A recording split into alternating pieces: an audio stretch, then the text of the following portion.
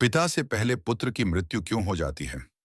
मित्रों, हिंदू धर्म ग्रंथों में कई ऐसी घटनाओं का वर्णन मिलता है जो मनुष्य के जीवन और मृत्यु से जुड़े गूढ़ रहस्यों को उजागर करती हैं।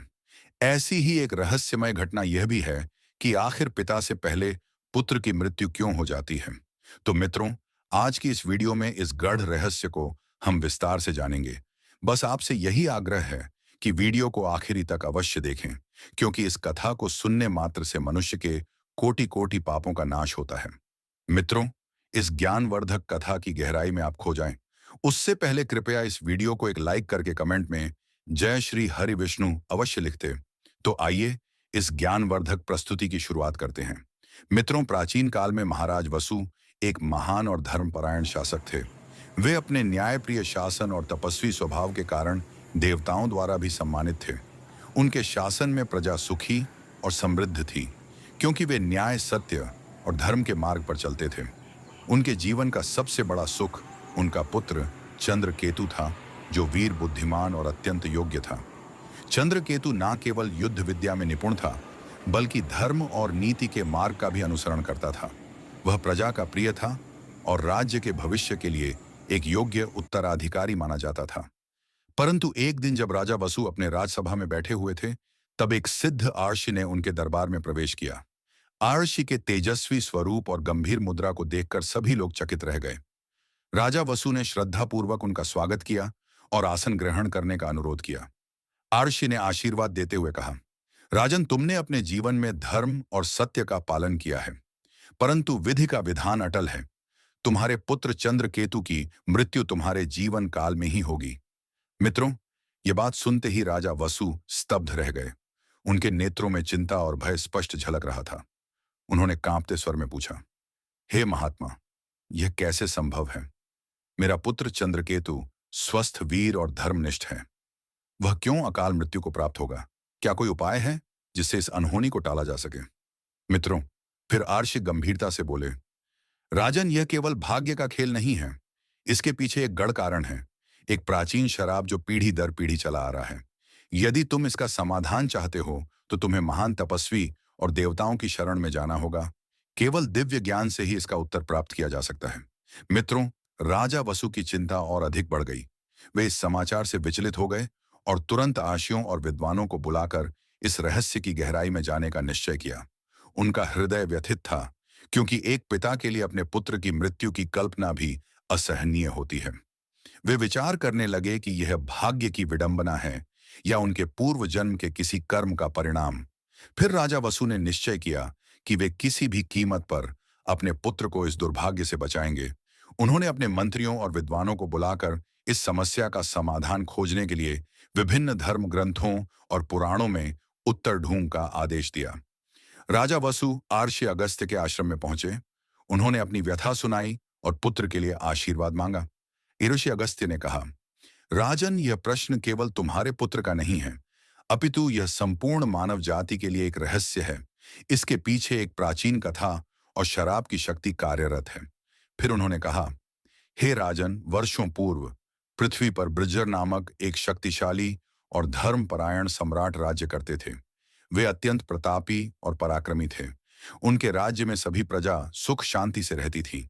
उनका एकमात्र पुत्र सुयोधन अत्यंत वीर और कुशाग्र बुद्धि का धनी था। सम्राट व्रजरथ अपने पुत्र को अत्यधिक प्रेम करते थे और चाहते थे कि वह उनके समान एक महान शासक बने।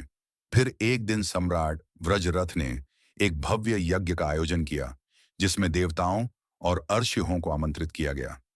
इस यज्ञ में सभी दिव्य पुरुष उपस्थित हुए, परंतु यज्ञ के बीच में सुयोधन ने अपने अहंकार के कारण आर्षियों के प्रति अनुचित व्यवहार किया। उसने अपने पिता की आज्ञा की अवहेलना करते हुए आर्षि दुर्वासा के लिए उचित आदर नहीं दर्शाया। आर्षि दुर्वासा अपने क्रोध के लिए विख्यात थे। जब उन्होंने सुयोधन का यह अहंकारपूर्ण व्यवहार देखा, तो उनका क्रोध भयंकर रूप में प्रकट हुआ। उन्होंने सम्राट व्रजरथ से कहा, राजन, तुम्हारा पुत्र घमंडी और अहंकारी हो गया है। वह धर्म और कर्तव्य का पालन नहीं करता। अतः मैं इसे शराप देता हूं कि तुम्हारे वंश में पिता से पहले पुत्र की मृत्यु होगी। यह शराप सुनकर सम्राट वृज रठ व्याकुल हो गए और उन्होंने अर्षि से क्षमा की याचना की, परंतु आर्षि दुर्वासा का शराप अटल था। सम्राट ब्रजर ने अपने पुत्र को इस श्राप से बचाने के लिए अनेक यज्ञ और तप किए, किंतु विधि का विधान नहीं बदला। कुछ वर्षों बाद सुयोधन की अकाल मृत्यु हो गई। इस घटना के बाद से ब्रजर के वंश में पिता से पहले पुत्र की मृत्यु एक शराब के रूप में बनी रही। यह पीढ़ी ही दर पीढ़ी चलता रहा और अब राजा वसु के पुत्र चंद्रकेतु पर भी यह संकट मंडरा रहा था। राजा वसु इस शराब से मुक्ति पाने के लिए भगवान विष्णु की शरण में गए। उन्होंने विष्णु से प्रार्थना की, हे प्रभु, क्या कोई उपाय है जिससे मैं अपने पुत्र को इस अकाल मृत्यु से बचा सकूं? भगवान विष्णु ने उन्हें बताया कि यह शराब ब्रह्मांड के संतुलन का एक भाग है, जिसे भंग करना अत्यंत कठिन है। उन्होंने कहा, जो व्यक्ति अपने पिता के प्रति श्रद्धा और सम्मान नहीं रखता, वह अपने पूर्वजों के आशीर्वाद से वंचित हो जाता है और अकाल मृत्यु को प्राप्त करता है। किंतु इस शराब से मुक्ति संभव है यदि तुम यमराज के पास जाओ और उनसे न्याय का निवेदन करो मित्रों। फिर राजा वसु ने यमलोक की यात्रा की और यमराज से भेंट की। यमराज ने कहा, राजन, यह शराब केवल एक सजा नहीं, बल्कि आत्मा की शुद्धि का एक साधन है। जब कोई वंशज अपने पूर्वजों को विस्मृत कर देता है, तो वह अपने मूल संस्कारों से दूर हो जाता है। यह शराब उन्हें इस सत्य का स्मरण दिलाने के लिए है कि पूर्वजों का सम्मान और उनकी सेवा करना आवश्यक है। जीवन और मृत्यु के चक्र में प्रत्येक जीव अपने कर्मों के अनुसार अपना प्रारब्ध भोगता है। जो पुत्र अपने माता पिता और पूर्वजों की सेवा नहीं करता, वह पितृ आरण से मुक्त नहीं हो सकता। ऐसे पुत्र को अकाल मृत्यु का सामना करना पड़ता है। यह शराब केवल तुम्हारे वंश तक सीमित नहीं है, बल्कि यह एक दिव्य नियम है जिसे कोई भी नहीं तोड़ सकता। किंतु यमराज आगे बोले, यदि तुम्हारा पुत्र पितरों की विधि पूर्वक तर्पण क्रिया करे, माता पिता की सेवा में निष्ठा रखे, श्राद्ध और पिंड दान करें तथा भगवान शिव की आराधना करें, तो इस शराब के प्रभाव को कम किया जा सकता है। इसके लिए उसे गंगा जल से तर्पण करना होगा और विशेष रूप से पितृपक्ष के दौरान विधिपूर्वक अनुष्ठान करना होगा। यदि वह ऐसा करता है तो वह अपने पूर्वजों का आशीर्वाद प्राप्त करेगा और उसकी आयु बढ़ सकती है। मित्रों, फिर राजा वसु ने यमराज से प्रार्थना की, हे धर्मराज, क्या कोई और उपाय है जिससे इस शराब को पूर्ण रूप से समाप्त किया जा सके? यमराज ने उत्तर दिया, शराब को पूरी तरह समाप्त करना असंभव है, परंतु यदि तुम्हारा पुत्र प्रतिदिन अपने माता पिता के चरण धोकर उनकी सेवा करे, उनसे आशीर्वाद प्राप्त करें तथा संपूर्ण जीवन धर्म का पालन करें, तो यह शराब धीरे धीरे निष्क्रिय हो सकता है। संतान का सबसे बड़ा कर्तव्य अपने माता पिता और पूर्वजों का सम्मान करना है। यदि वह इस मार्ग पर चले तो मृत्यु का भय भी कम हो जाएगा और वह दीर्घायु हो सकता है। मित्रों, यमराज से भेंट के बाद राजा वसु को यह झांत हो गया था कि उनके पुत्र की अकाल मृत्यु का कारण एक प्राचीन शराब और कर्मों का चक्र है। हालांकि उन्होंने यह भी जाना कि यदि उचित अनुष्ठान, सेवा और भक्ति की जाए तो इस शराब के प्रभाव को कम किया जा सकता है। लेकिन देवताओं और विधि ने राज वसु के लिए एक और परीक्षा निर्धारित कर रखी थी। यमलोक से लौटने के पश्चात राजा वसु ने संकल्प लिया कि वे अपने पुत्र को बचाने के लिए हर संभव प्रयास करेंगे। उन्होंने अपने पुत्र चंद्रकेतु को सभी धार्मिक अनुष्ठानों और कर्मकांडों के बारे में बताया और निर्देश दिया कि वह पूरी श्रद्धा के साथ पितृतर्पण, श्राद्ध और सेवा का पालन करें। मित्रों, हालांकि नियति को राजा वसु की परीक्षा लेनी थी। जब राजा वसु अपनी राजधानी लौटे तो उन्होंने देखा कि राज्य में अकाल पड़ा हुआ था। वर्षा नहीं हो रही थी, नदियां सूखने लगी थीं और प्रजा कष्ट में थी। राजा वसु को यह समझने में देर नहीं लगी कि यह भी उनके भाग्य और परीक्षा का एक भाग है। उन्होंने देवताओं से प्रार्थना की और अपने पूर्वजों के आशीर्वाद से इस समस्या का समाधान खोजने का प्रयास किया। एक दिन एक तपस्वी संत उनके महल में आए और बोले, राजन, तुम्हें अपने पुत्र के जीवन के लिए संघर्ष करना होगा, लेकिन तुम्हारी परीक्षा यही समाप्त नहीं होती। यदि तुम सच में अपने पुत्र को बचाना चाहते हो, तो तुम्हें अपनी प्रजा को भी इस संकट से बचाना होगा। तुम्हें यह सिद्ध करना होगा कि तुम केवल एक पिता ही नहीं, बल्कि एक धर्म परायण राजा भी हो। यदि तुम्हारी निष्ठा सच्ची होगी, तो ही देवताओं की कृपा प्राप्त होगी। राजा वसु ने संत से उपाय पूछा तो उन्होंने कहा, तुम्हें अपनी समस्त संपत्ति दान में देनी होगी, स्वयं करी तपस्या करनी होगी और अपने पुत्र को भी इस परीक्षा में सम्मिलित करना होगा। यदि वह तुम्हारे साथ इस कठिन तपस्या को स्वीकार करता है और पितरों की सेवा में रत रहता है, तो ही यह शराब टल सकता है। राजा वसु के लिए यह एक कठिन निर्णय था।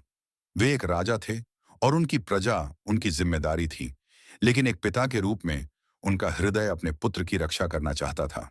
उन्होंने निसंकोच अपने राजकोष को खोल दिया और अपनी संपूर्ण संपत्ति दान में दे दी। उन्होंने अपने राज्य की भलाई के लिए स्वयं कठोर तपस्या प्रारंभ की। उन्होंने अन्न और जल का त्याग किया और घने जंगल में जाकर तप करने लगे। मित्रों, उनकी परीक्षा और कठिन तब हो गई जब स्वयं देवराज इंद्र उनके पास आए और बोले, राजन, तुमने अपना सब कुछ त्याग दिया, लेकिन क्या तुम्हें विश्वास है कि तुम्हारा पुत्र भी इस कठिन तपस्या को स्वीकार करेगा? यदि वह भोग विलास में लिप्त रहा और अपने कर्तव्यों को भूल गया, तो क्या तुम्हारे प्रयास सफल होंगे? तुम्हें यह सिद्ध करना होगा कि तुम्हारा पुत्र भी तुम्हारे समान निष्ठावान है। राजा वसु ने इंद्र से विनम्रतापूर्वक कहा, हे देवराज, मेरे पुत्र का हृदय शुद्ध है। वह भी अपने पिता की तरह धर्म के मार्ग पर चलेगा।